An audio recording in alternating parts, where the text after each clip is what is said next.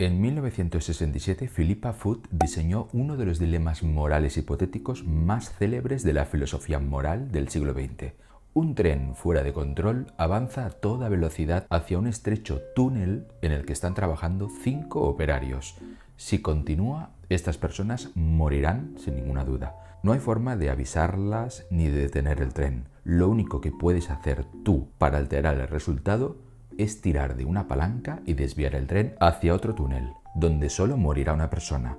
¿Deberías tirar de la palanca? De acuerdo con la tradición consecuencialista, lo que importa es producir el mejor resultado global posible, que en este caso significa claramente tirar de la palanca a fin de que mueran 4 personas menos. Pero según la tradición deontológica, el fin no siempre justifica los medios, porque tenemos el deber de evitar ciertas acciones, como matar a otras personas. El dilema del tranvía está diseñado para provocar nuestras intuiciones sobre si tienen razón los consecuencialistas o los deontologistas. En este escenario parece que la mayoría de las personas se sientan atraídas por la posición consecuencialista. Consideran justificado tirar de la palanca porque se salvan más vidas, aun cuando ello implique que la acción cause directamente una muerte. Sin embargo, si describimos el dilema del tranvía de un modo un tanto diferente, puede provocar intuiciones muy distintas.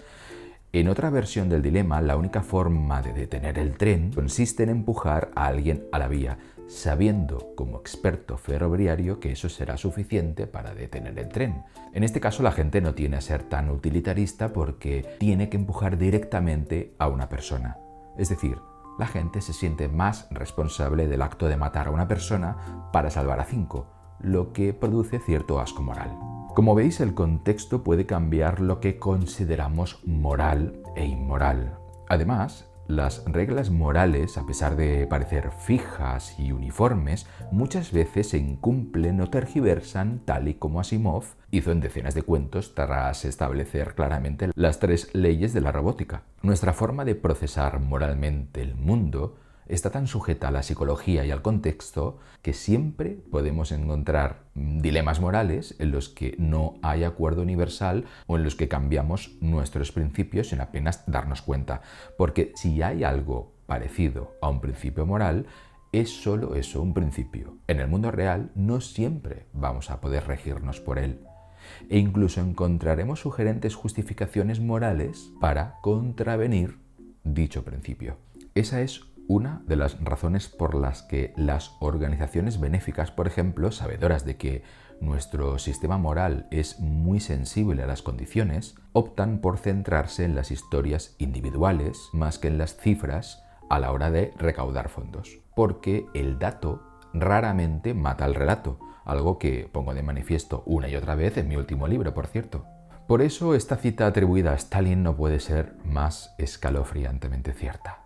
La muerte de un hombre es una tragedia. La muerte de 1 millón es una estadística. De hecho, somos tan sensibles a las condiciones en lo referente a nuestro comportamiento moral que quienes se medican con inhibidores selectivos de la recaptación de serotonina, una clase de compuestos generalmente usados como antidepresivos, son más reacios a aceptar que matar a una persona, aunque sea para salvar a 5, está moralmente justificado. La simple alteración neuroquímica con un fármaco altera tu percepción de tus principios morales.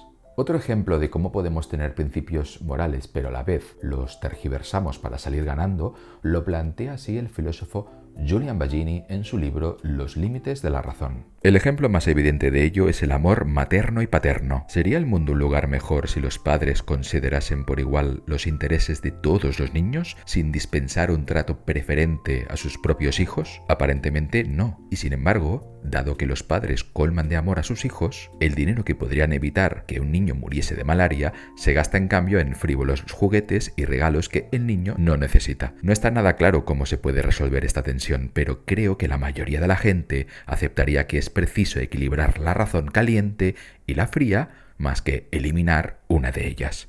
De hecho, cuando planteamos un principio moral, ni siquiera estamos ante un principio moral en un sentido estricto, sino ante una especie de consejo de escasa resolución. Un principio moral no es más que una simplificación incapaz de encontrar siempre camino en la jungla de las complejas interacciones sociales. Y de hecho muchas veces el principio acaba totalmente perdido en contradicciones, cambios de senda, retrocesos y hasta el propio autoengaño. Por eso ni siquiera existe un principio utilitarista, sino innumerables versiones del utilitarismo. O sea, que no solo debemos escoger ser mayormente utilitaristas o mayormente deontológicos. No solo vamos a cambiar esa opción según las circunstancias o si nos estamos, por ejemplo, medicando con algún antidepresivo, sino que además de todo esto, vamos a escoger una versión u otra del utilitarismo para que encaje con nuestra decisión moral. Por ejemplo, en la mayoría de las versiones del utilitarismo se nos exige que hagamos aquello que más reduzca el sufrimiento en general. Con frecuencia se dice que esto plantea una fuerte exigencia a los habitantes de los países ricos para que, por ejemplo, entreguen mucho más de lo que entregan. Por ejemplo, para Peter Singer, la demanda es especialmente onerosa. Dice, deberíamos dar hasta que alcancemos el nivel de utilidad marginal, esto es, el nivel en el que al dar más me causaría tanto sufrimiento a mí mismo y a mis dependientes como el que mitigaría mediante mi donación. La lógica que subyace a esta tesis aparentemente simple es que si tienes lo suficiente para comer y te puedes permitir una vida decente, con una casa más o menos correcta, entonces cualquier euro que gastes en lujos, es decir, en algo no esencial, contribuiría mejor a la causa de reducir el sufrimiento si se invirtiera, en cambio, en la gente muy pobre.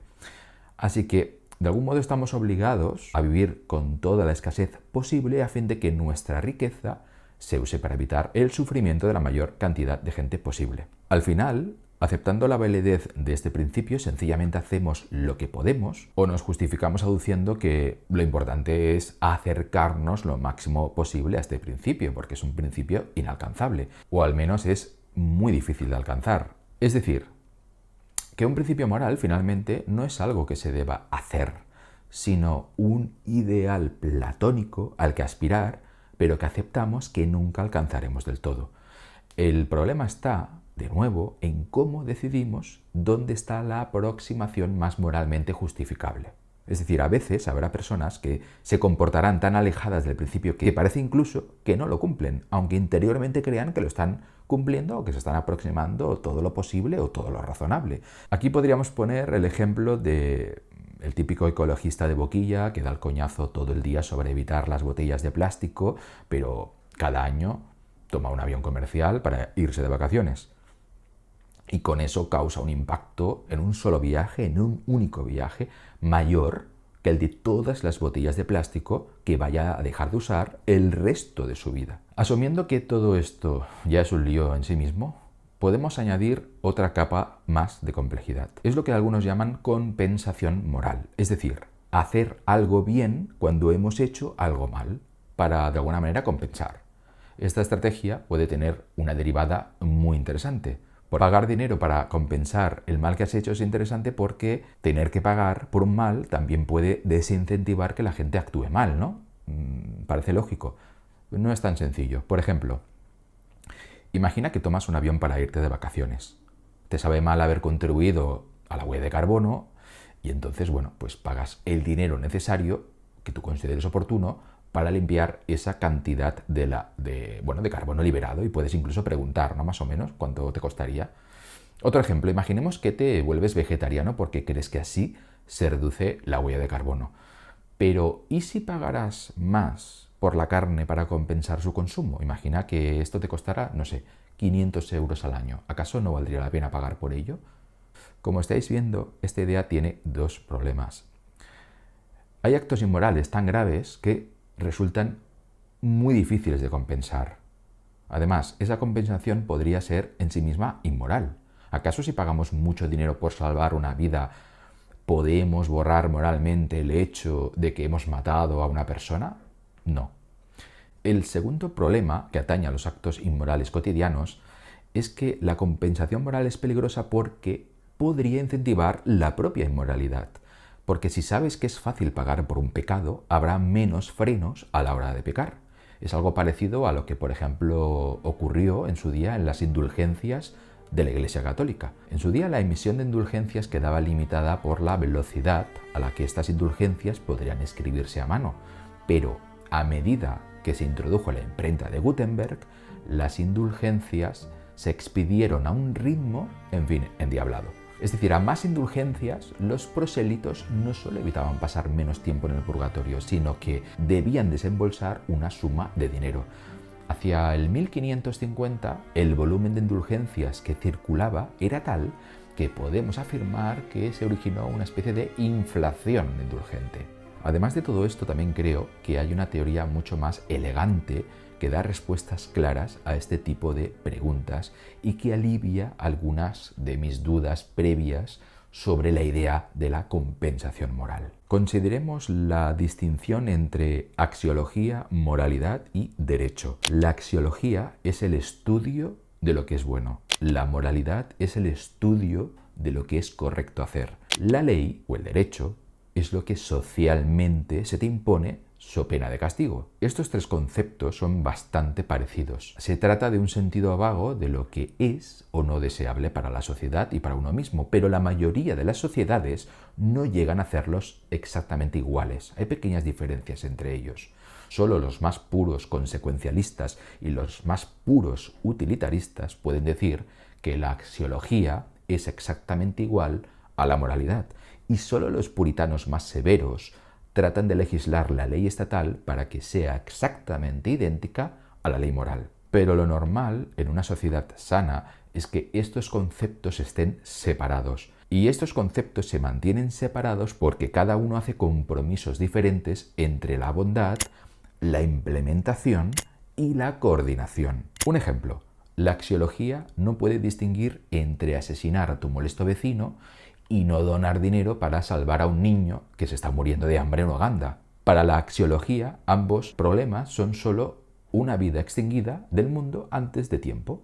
De hecho, sería mejor salvar al niño, porque al menos el niño tiene una vida más larga por delante. O sea que, vamos, que le den al vecino. Pero la moral establece una distinción. Dice que no matar es obligatorio, pero donar dinero a Uganda es supererogatorio, es decir, un acto que supera el deber positivo. Incluso los utilitaristas que niegan esta distinción en principio la usarán en la vida cotidiana. Si un amigo, por ejemplo, estuviera considerando no donar dinero a Uganda, los utilitaristas se molestarían un poco. Pero si su amigo estuviera considerando el asesinar a su vecino, estarían ciertamente horrorizados. Si ellos mismos se olvidaran de donar dinero, se sentirían quizás un poco mal, pero si cometieran un asesinato, se sentirían francamente mal. Otro ejemplo. Donar el 10% de tus ingresos a la caridad es una regla moral.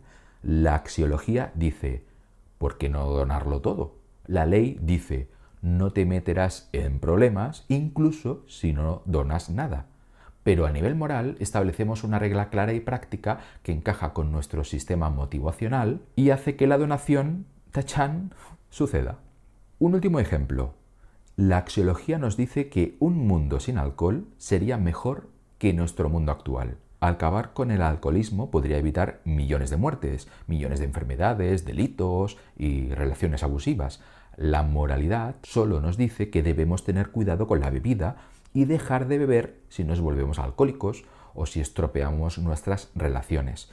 Y las leyes que han intentado prohibir el alcohol, no han funcionado demasiado bien. Incluso hicieron que el mundo se volviera mucho más peligroso y, mucho más lleno de alcohólicos. Desde una perspectiva utilitarista, la moralidad es un intento de evaluar las infinitas demandas de la axiología para hacerlas, de algún modo, implementables por personas específicas que viven en comunidades específicas. Hace suposiciones como las personas tienen una capacidad limitada para predecir el resultado de sus acciones, o las personas solo harán una cierta cantidad y luego se cansarán, o a las personas les va mejor con reglas con fronteras claras antes que con gradientes vagos de bondad. También admite que es importante que todos los que viven en una comunidad estén al menos en la misma página a nivel moral, tanto para crear presión social para seguir las reglas, como para construir la confianza social que permite que la comunidad siga funcionando.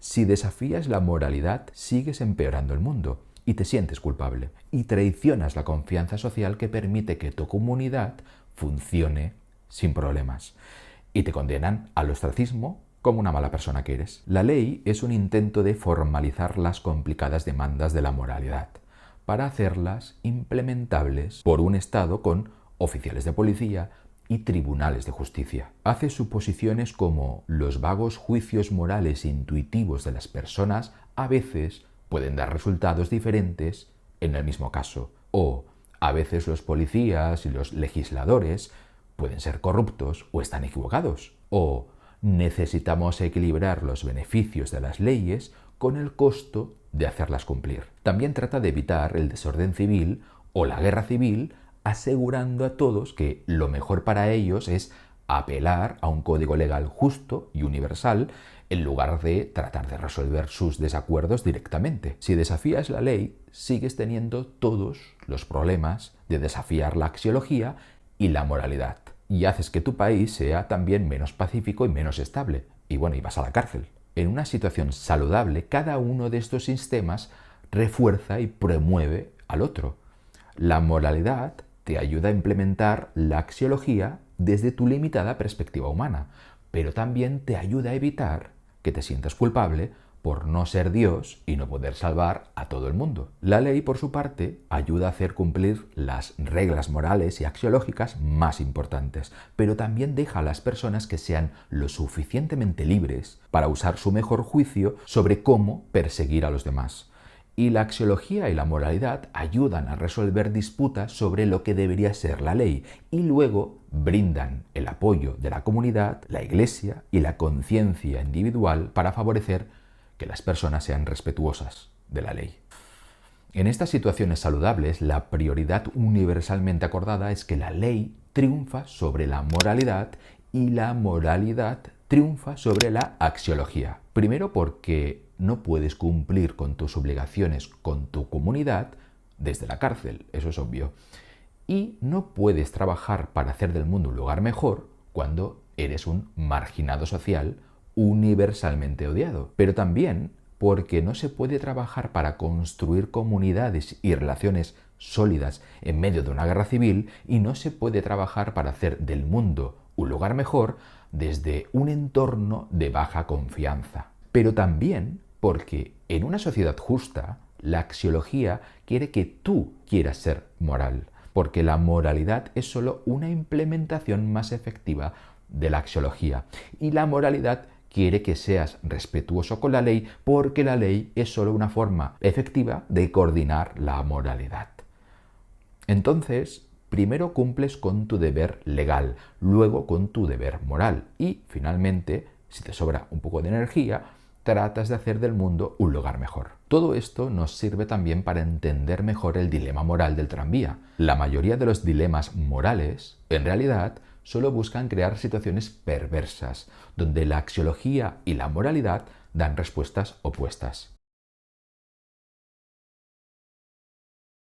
Aclarado todo esto, podemos decir que la idea de la compensación moral sí que resulta útil si, en vez de centrarnos en la compensación moral, nos centramos en la compensación axiológica. Emitir carbono no viola ninguna ley moral en absoluto, en el sentido más estricto de moralidad utilizado anteriormente. Hace del mundo un lugar peor, pero no hay un acuerdo social tácito para no hacerlo. No viola ningún código. Nadie va a perder la confianza en ti por eso. No estás haciendo que la comunidad sea menos cohesionada.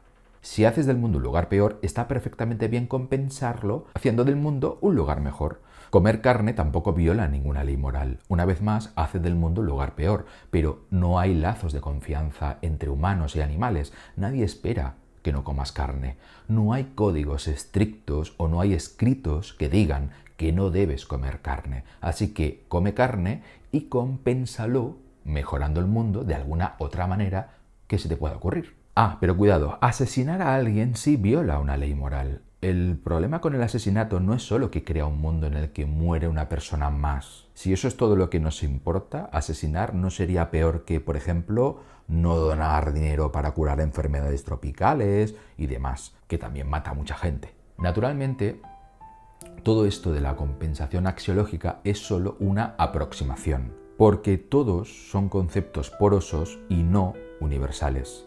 Pero es una forma de abrir senda, algo así como el camino de baldosas amarillas que nos conduce hacia el Mago de Oz, el Mago de Oz moral, aunque luego descubramos, irónicamente, y también un poco defraudados, que detrás del magnífico y rutilante Mago de Oz solo había un hombre corriente envuelto en efectos especiales. Hasta la próxima.